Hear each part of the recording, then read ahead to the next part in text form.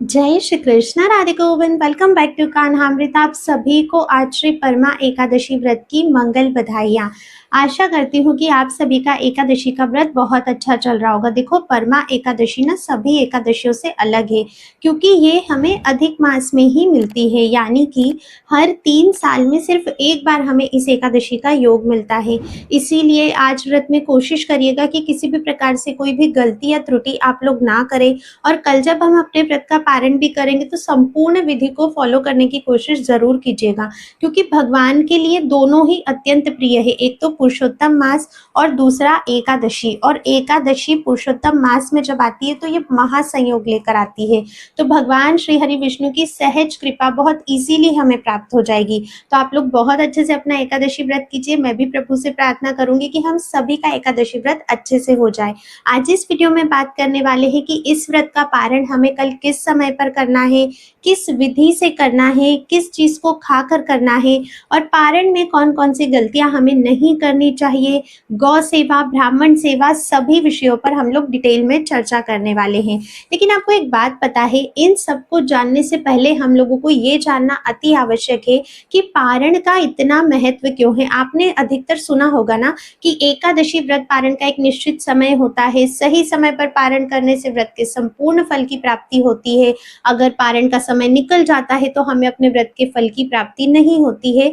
ये सब क्यों है, तो मैं आपको एक कथा से समझाती हूँ, जो कथा हमें श्री भागवत जी में मिलती है। आई होप आप सभी ने इसे श्रवण किया ही होगा। मैं बहुत शॉर्ट में आप लोगों को बताती हूँ राजा अम्बरीश की कथा। एक बार क्या हुआ, राजा अम्बरीश ने अपनी धर्म पत्नी के साथ में सभी साल की 12 एकादशियां, जो कि द्वादशी युक्त रहेंगी, उनका व्रत करने का अनुष्ठान किया। सभी व्रत उनके बहुत अच्छे से हो गए थे। आखिरी जो उनकी एकादशी थी वो भी बहुत अच्छे से हो गई थी, लेकिन उसके पारण का दिन था। उन्होंने सारी तैयारियां कर ली थी, ब्राह्मण भोज करवा दिया था, उन्होंने यज्ञ करवा दिया था, हवन करवा दिया था, सब कुछ हो गया था। उनके पारण का जब समय आता है तब वहां पर ऋषि दुर्वासा का आगमन होता है।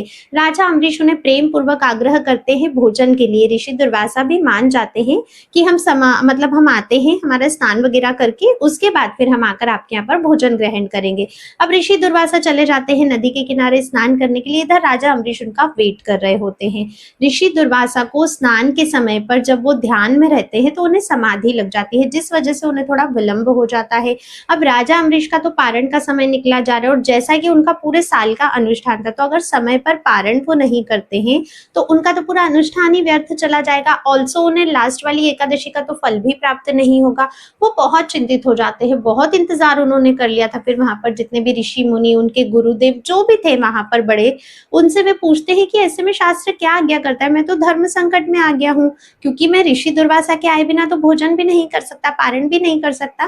तब सभी वहां पर एक सुझाव देते हैं कि हमारे ग्रंथ कहते हैं कि अगर आपने निर्जल व्रत किया है तो प्रभु के चरणामृत लेने मात्र से आपका व्रत जो है वो टूट जाता है, यानी कि आपके व्रत का पारण हो जाता है। तो आप प्रभु का चरणामृत ग्रहण कीजिए। उन्हें भी सही लगता है, तो वे प्रभु का चरणामृत ग्रहण करते हैं। अब वो जैसे ही चरणामृत लेते हैं वैसे ही ऋषि दुर्वासा का वहां पर आगमन हो जाता है। या कहीं कहीं बार ऐसा भी वर्णन आता है कि उन्हें समाधि में ही ज्ञात हो गया था कि राजा अम्बरीश ने चरणामृत ले लिया या उन्होंने पारण कर लिया। तो वो वहीं से क्रोध में भरकर आते हैं। आते ही सबसे पहले राजा अम्बरीश को भला बुरा कहते हैं कि तुमने ऋषि को आमंत्रित किया और उनके आए बगैर पारण भी कर लिया, भोजन भी कर लिया, इतना सब्र तुमसे नहीं हो सकता। और अपने सिर से एक जटा निकालते हैं जिसमें से कृत्या नामक दैत्य प्रकट होता है। उस कृत्या दैत्य को आज्ञा करते हैं कि राजा अम्बरीश को अभी की अभी भस्म कर दो। अब क्या राजा अम्बरीश कोई साधारण व्यक्ति है? वो भगवान के परम भक्त, उनकी हर श्वास में हरि नाम निकलता है। तो भगवान विष्णु आते ना, उसके पहले उनका सुदर्शन चक्र आ गया और उसने आकर सबसे पहले कृत्या दैत्य का विनाश किया। अब सुदर्शन भी गुस्से में थे, क्योंकि प्रभु के भक्त का अपराध हुआ है। तो सुदर्शन ना दुर्वासा जी के पीछे लगते हैं। अब दुर्वासा जी सभी दूर भाग रहे हैं। धरती, आकाश, पाताल उन्होंने सब एक कर दिया। कोई भी ऐसा नहीं है जो उन्हें सुदर्शन चक्र से बचा सकता है। ब्रह्मलोक में जाके शरण लेना चाहते हैं, पर ब्रह्मा जी मना कर देते हैं। उनमें सामर्थ्य नहीं है कि वो प्रभु के चक्र से बचा सके। महादेव के पास जाते हैं, वो भी मना कर देते हैं। पर भोला भंडारी है ना, तो वो उन्हें एक रास्ता बताते हैं कि बैकुंठ जाइए, वहां पर श्री हरि से प्रार्थना कीजिए, क्योंकि सुदर्शन उन्हीं के चक्र है। ऋषि दुर्वासा बैकुंठ में जाते हैं, वहां पर जाते हैं तो भगवान श्री हरि तो साफ मना करते हैं। देखो प्रभु हमेशा कहते हैं कि मेरा अपराध करोगे तो मैं हमेशा क्षमा करने योग्य तुम्हें समझता हूँ, लेकिन अगर मेरे भक्त का अपराध करोगे तो मैं कभी क्षमा नहीं करूंगा। और प्रभु नहीं करते हैं, इसीलिए तो हम लोग कहते हैं ना कि संत अपराध, भक्त अपराध ये हमसे नहीं होने चाहिए। फिर हमें बहुत कष्ट आता है अपने भजन में, प्रभु की ओर जाने में। ठीक है, तो भगवान विष्णु तो मना कर देते हैं, वो कहते तुमने मेरा अपराध किया होता तो मैं क्षमा करता, पर तुमने मेरे भक्त, वो भी राजा अम्बरीश जैसे भक्त का अपराध किया है, कभी क्षमा नहीं करूंगा। पर तुम एक काम करो, राजा अम्बरीश के पास जाओ, अगर उन्हें ठीक लगता है तो वो आपको क्षमा याचना देंगे। अब ऋषि दुर्वासा ने स्टार्ट किया था राजा अम्बरीश के पास से, अब वो फिर से राजा अम्बरीश के ही पास जाते हैं, वहां जाकर उनके पैरों में गिर जाते हैं। पर राजा अम्बरीश तो एक भक्त, और भक्त कभी नहीं देख सकता कि कोई संत या कोई भी उनके चरणों में गिरे। वे उन्हें आदर पूर्वक उठाते हैं, सुदर्शन चक्र से प्रार्थना करते हैं कि वे ऋषि दुर्वासा को जीवन दान दे दें, और इतने विनम्र है ना राजा अम्बरीश की सुदर्शन चक्र भी उनकी बात मान लेते हैं और वहां से चले जाते हैं। और उनकी भक्ति की इस पराकाष्ठा को देखते हुए ऋषि दुर्वासा भी उन्हें आशीर्वाद देते हैं। तो इतना अधिक महत्व है एकादशी व्रत पारण का, जब इतने ऊंचे भक्त के लिए इतना जरूरी है तो हम तो कहीं भी नहीं लगते हैं। तो ये कथा बताने से सिर्फ मेरा इतना मकसद था आप लोगों को कि आप इसका महत्व समझो, क्योंकि जब तक आप किसी चीज के महत्व को नहीं समझते हो, उस पर कार्य करने के लिए आपको मन ही नहीं करता है, आप उसे टालते हो। तो अब क्योंकि महत्व समझ लिया है तो पारण का विशेष विधि और विशेष समय का जरूर ध्यान रखना है। तो आइए अब हम ये जानते हैं कि पारण की विधि क्या रहेगी। देखिए, पारण हमें कल करना है, यानी शुक्रवार के दिन करना है। अब देखो, पारण का जो विशेष आपका महत्व है, देखो जैसे आप लोग अभी एकादशी पर आज जागरण करने वाले हो, तो जो लोग रात्रि जागरण कर रहे हैं तो उनके लिए तो जागना है ही नहीं, उन्हें वो तो वैसे भी जागरण करने वाले हैं। पर जो लोग रात्रि जागरण नहीं कर रहे हैं उन्हें ब्रह्म मुहूर्त में उठना है। वैसे भी पवित्र पुरुषोत्तम मास चल रहा है, खत्म ही होने वाला है पुरुषोत्तम मास, तो इस पुरुषोत्तम मास में ना हमें वैसे ही ब्रह्म मुहूर्त में उठना चाहिए। सबसे बड़ा नियम होता है पुरुषोत्तम मास का, और इसका बहुत फल मिलता है। तो अगर जैसे आप रेगुलर नहीं कर पा रहे हो तो एकादशी, द्वादशी, पूर्णमासी, अमावस्या ऐसी पवित्र तिथियों पर तो करना ही चाहिए। तो आप लोग ना ब्रह्म मुहूर्त में उठे, यानी कि सुबह 4 बजे से लेकर 5 नहीं बजने चाहिए, 5 से पहले का, यानी कि 4:58 तक का समय आप लोग मान लीजिए, तब तक आपको उठ जाना है, शैया का त्याग कर देना है और स्नान आदि से निवृत्त होना है। फिर आपको स्नान आप चाहे तो कहीं पवित्र नदी या सरोवर में कीजिए, आसपास अगर गंगा जी, यमुना जी मिल जाती है तो बहुत ही उत्तम होता है, या जो भी पवित्र नदी आपके पास है वहां पर स्नान कीजिए। स्नान करके स्वयं को शुद्ध करने के बाद आप लोग ब्रज रज को स्पर्श कराइए अपने मस्तक से। हमेशा ना हमें ब्रज रज को अपने मस्तक पर इस तरह से या तो डाल के रखना चाहिए या मस्तक पर लगा के रखना चाहिए।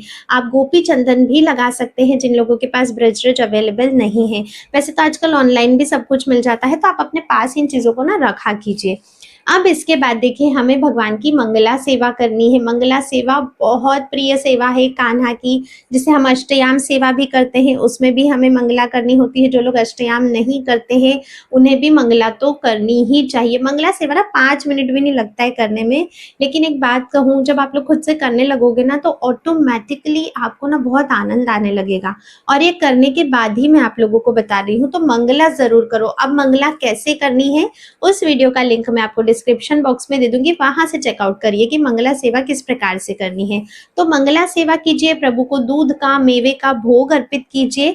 उसके बाद हमें तुलसी जी की सेवा करनी है। एक बात का विशेष ध्यान रखिएगा, द्वादशी तिथि पर हम तुलसी महारानी को बिल्कुल परेशान नहीं करते हैं, उन्हें आपको स्पर्श नहीं करना है।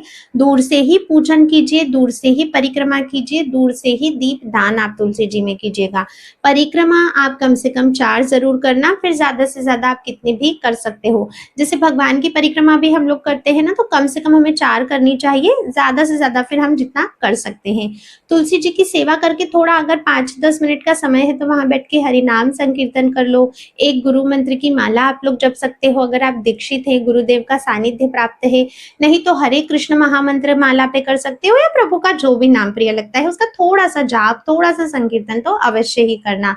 अब हमें भोग बनाना है, क्योंकि हमें अपने व्रत का पारण करना है। तो भोग के लिए देखो, आपके पास जो भी सामग्री अवेलेबल है, जो भी आपके पास है, आपको उसे ही सिद्ध करना है। अगर चावल आप लोगों के पास है तो किसी न किसी फॉर्म में आप लोग चावल भी बना सकते हैं, ठीक है। नहीं तो जो भी आपके पास है आप उसे बनाइए। खाना किस प्रकार से बनाना है ये भी अति महत्वपूर्ण होता है, क्योंकि रसोई हमारी शुद्ध होनी चाहिए, मन हमारा शुद्ध होना चाहिए। हम राधा गोविंद को भोग लगाने वाले हैं, तो सबसे पहले रसोई को अच्छे से स्वच्छ कीजिएगा। मन की शुद्धता से तात्पर्य है कि इधर उधर के विचार नहीं आने चाहिए, मनन चिंतन प्रभु का ही होना चाहिए। तो ऐसे में या तो आप नाम जप कर सकते हो, या कोई कथा लगा सकते हो, भजन लगा सकते हो, या फोन पे आप नाम जाप लगा सकते हो, इस तरह से, जिससे आपका मन इधर उधर ना भटके, भोजन बनाते समय प्रभु का ही चिंतन आप कर सको। शुद्ध सात्विक भोजन बनाना है, यानी कि बिना प्याज लहसुन का। अच्छा, वीडियो में ना मैं आपको द्वादशी के नियम भी बताती जाऊंगी, तो ध्यान से समझना। तो आपको ना बिना प्याज लहसुन का भोजन बनाना है इस दिन। उसके अलावा भोजन किस पात्र में बनाना है वो भी महत्वपूर्ण है। तो आपको उस पात्र में तो बिल्कुल नहीं बनाना है जिसमें आपने कभी भी नॉनवेज पकाया हो, क्योंकि बहुत सारे ऐसे भक्त हैं जिनके घर में नॉनवेज बनता है, बेशर्ते कि वो लोग नहीं खाते हैं, लेकिन आपको इस बात का ध्यान रखना है कि उसमें आपको नहीं पकाना है। बाकी आप शुद्धता से सात्विक रूप से भगवान के नामों का जप करते हुए जो जो सामग्री आपको बनानी है बनाइए, सभी को एक थाल में सजाइए, सभी में तुलसी दल अर्पित कीजिए, वो तुलसी दल जो हमने दशमी को उतारे थे, ठीक है। द्वादशी पर तुलसी दल आपको नहीं उतारने हैं और ना ही एकादशी पर उतारने हैं। तो आप सभी में तुलसी दल छोड़िएगा, एक जल की झाड़ी रखिएगा, यानी कि जल का भी एक पात्र होना चाहिए प्रभु के पास, उसमें भी आपको तुलसी जी अर्पित करना है। अब इसे हमें प्रभु को भोग लगाना है, तो प्रभु के पास रखिए, प्रेम से भोग के लिए निवेदन कीजिए, और ये भोग उनके पास उतने समय तक रखना चाहिए जितना समय आपको उस पर्टिकुलर भोजन को पाने में लगेगा। अब भोग हमारा हो गया है, इसके बाद देखिएगा अब हमारी गौ माता की सेवा की बारी है। आपके घर के आसपास कहीं भी गौ माता है, गौशाला है, तो वहां पर जाइए, गौ माता के चरण प्रक्षालन कीजिए, उनका पूजन कीजिए, उनकी परिक्रमा कीजिए। और देखिए, भगवान को जो हमने भी भोग लगाकर प्रसाद हमें जो प्राप्त हुआ है ना, उसके आपको 3 हिस्से करने हैं। 3 हिस्से से मेरा मतलब है कि जो पहला हिस्सा रहेगा वो जाएगा गैया मैया के लिए, दूसरा हिस्सा जाएगा ब्राह्मण देवता के लिए, और तीसरा हिस्सा हम अपने परिवार के लिए रखने वाले हैं।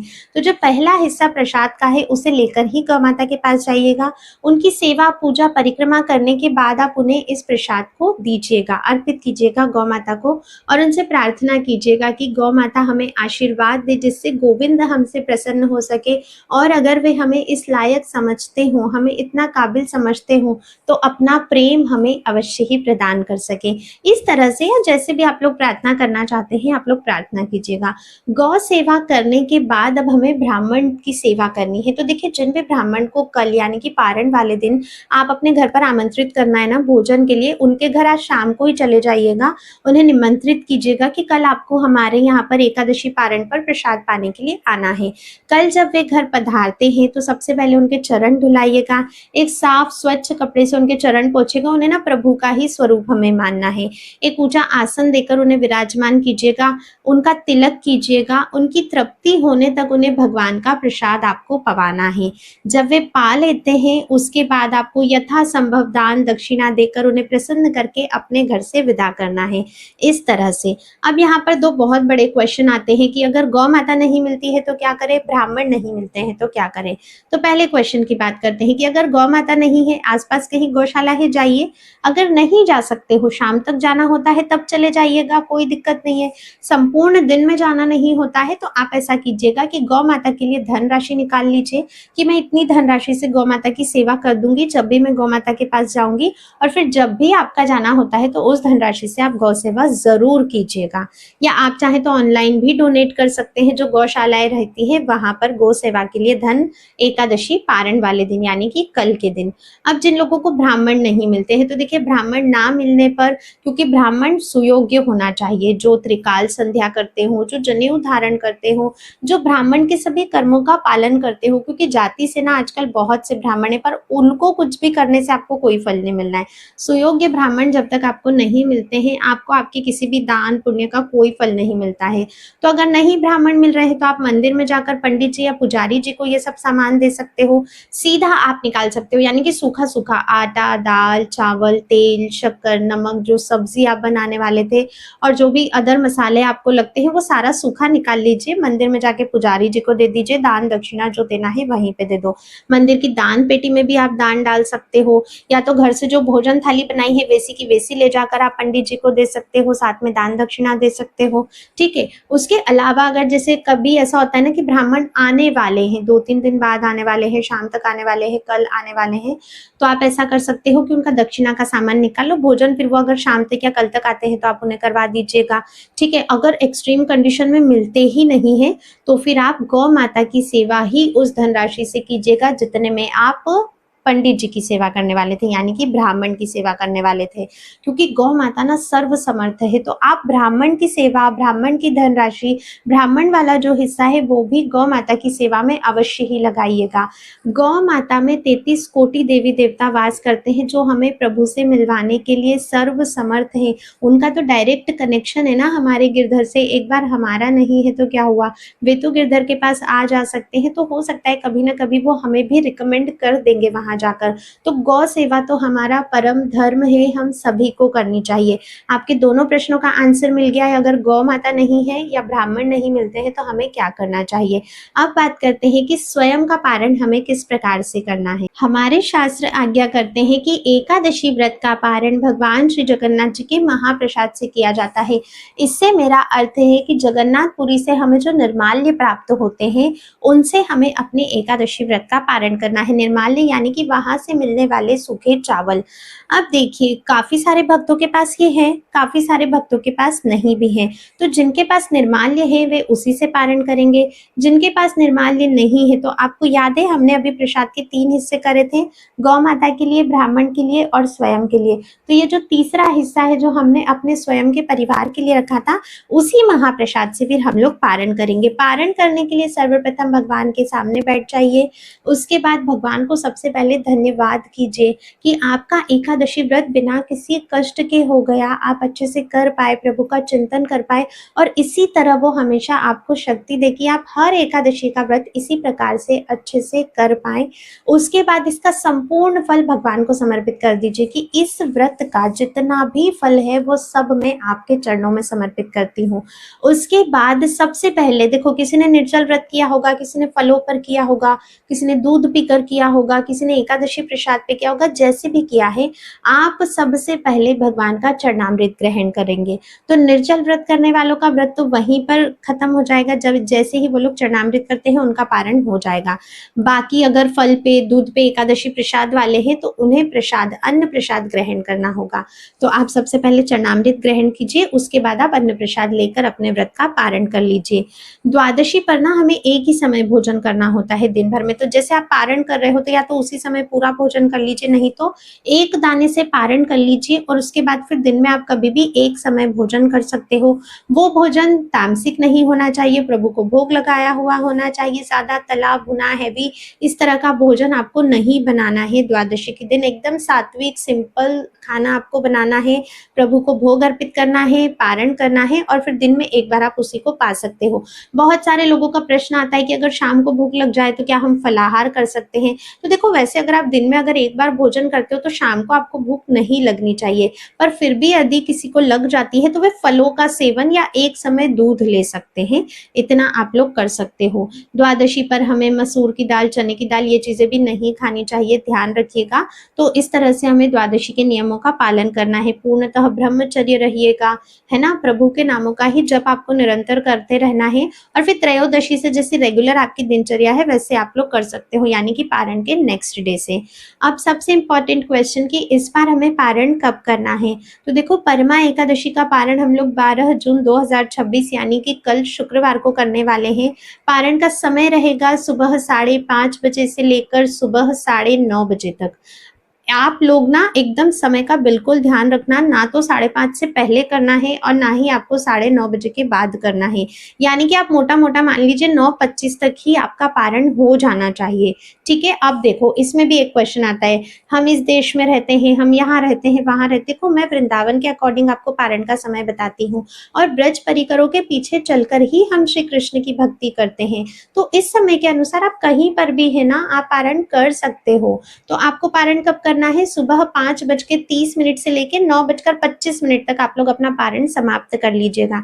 कैसे भी याद रखो, अलार्म लगाओ, घर में किसी को बोल दो, पर भूलना नहीं है, क्योंकि अगर समय निकल गया तो पूरा द्वादशी का दिन भी व्रत करना होगा, जैसे एकादशी पर किया था, और फिर अगले दिन सूर्योदय के बाद पारण करना होगा। इतना हमारे शास्त्रों में आज्ञा की गई है, तो पारण का विशेष ध्यान रखिएगा। जितना मुझे याद रहा, जितने आप लोगों के प्रश्न थे, सभी के उत्तर मैंने दे दिए हैं। पारण की संपूर्ण विधि डिटेल में मैंने आप लोगों को बता दी है। फिर भी कुछ छूट गया है, कुछ भी आप लोग पूछना चाहते हो, आप लोग प्लीज मुझे कमेंट करना। कमेंट में जय श्री राधे आप लोग अवश्य ही लिखा कीजिए। और अगर आप लोगों को वीडियो पसंद आई है तो चैनल को सब्सक्राइब कर लीजिएगा, बेल आइकन प्रेस कर दीजिएगा, ताकि आने वाले और भी इन्फॉर्मेटिव वीडियोस के नोटिफिकेशंस मिलते रहें। वीडियो को लाइक कर सकते हो और अपने सभी मित्रों को शेयर जरूर करना जो भी एकादशी का व्रत करते हैं, क्योंकि सभी को पारण की जानकारी नहीं होती है, इसलिए सभी तक हमें ये इन्फॉर्मेशन पहुंचानी चाहिए। इसके बाद देखिए, अब निर्जला एकादशी आने वाली है, जिसकी तैयारी भी आप लोगों को अभी से शुरू कर देनी चाहिए। निर्जला एकादशी से रिलेटेड सभी वीडियोस आपको चैनल पर मिल जाएगी, तो आगे उन्हें भी चेकआउट जरूर कीजिएगा। अब हम मिलते हैं नेक्स्ट वीडियो में, तब तक के लिए राधे राधे।